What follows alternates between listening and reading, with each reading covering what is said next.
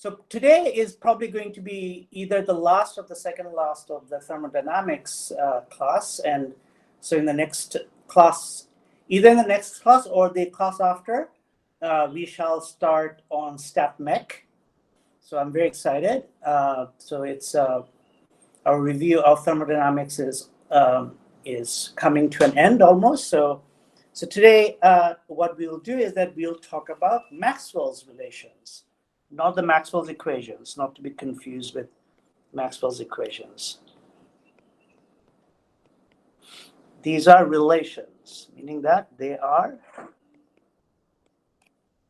identities, really, right? Whereas equations are not identities. So let's look at the first law in terms of entropy.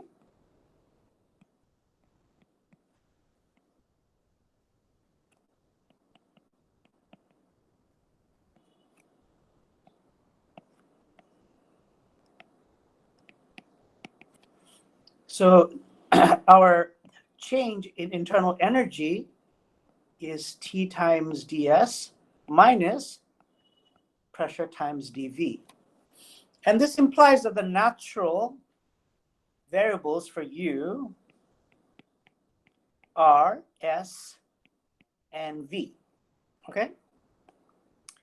It also meant that we found a new expression for temperature, which is the rate, is a change of the internal energy as we change entropy, keeping the volume fixed, and also pressure, which is minus du dV, keeping entropy fixed. But we know that for partial derivatives, of a function of two variables, that the partial derivatives commute. So we know that, the partial derivative identity that we talked about is that implies that this must be true. And I'm not writing the, what has to be kept constant at what stage anymore, right? So this is true. So if this is the case, we can apply this to this, so these two equations, right? And then what's going to happen is that this means that the partial derivative of T with respect to V, if I keep the entropy constant, right, must be equal to minus the partial derivative of P with respect to S if I keep V constant, right? So although this relationship comes out of a mathematical identity, so it's true as an identity, so it's almost like a triviality from a mathematical point of view. Not triviality, but you know what I mean. It's an identity, so it's automatically true. Physically, this is a relationship which was not obvious to us, right? That the rate of change of the temperature with respect to the volume, so this is something physically far from obvious, okay?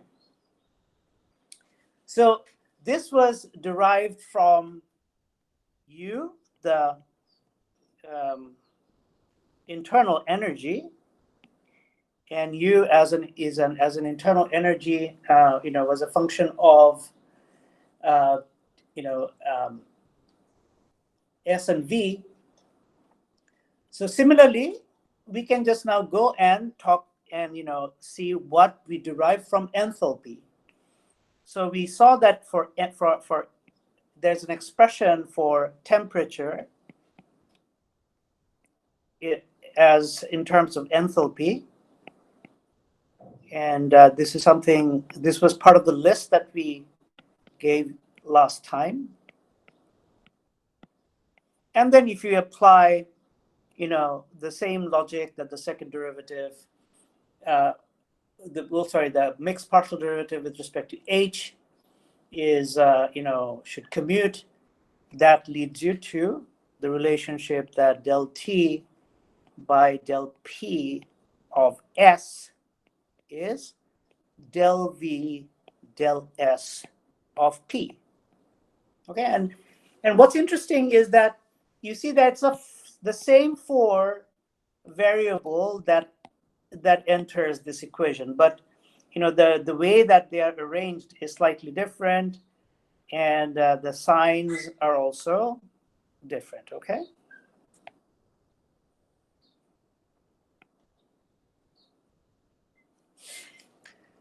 And then similarly for number 3, if you look at the free energy, for the free energy, we had pressure. And you don't have to like memorize these things, okay? I mean, you just have to have some table somewhere so that when you're solving problems, you have these things.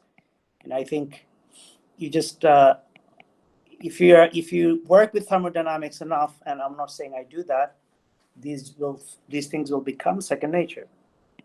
And that leads us to del P del T as a function of V, and they're both minus signs here, so there's no minus sign here. So del S del V of T. Okay.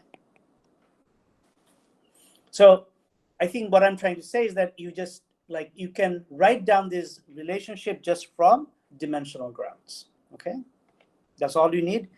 The only thing that you need extra is to figure out is what the what the signs are, because what's involved are like 4 variables, so you can just use dimensional analysis to get this. In fact, that could be a good exercise, right? I give you the dimensions, and you just figure out what these things are, and then but the minus signs are something that is just a thing. So I'm not going to write the Gibbs free energy rigmarole. You just from that you just get something like this. Okay.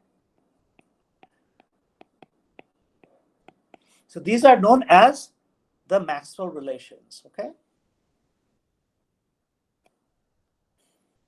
Okay, so I'm going to switch gear now and talk about the third law of thermodynamics. Do you guys have any questions about these things? We're actually going to have an application of this down below, one of these guys. Okay. So you'll see that they're useful. Let me just put this guy in a box as well.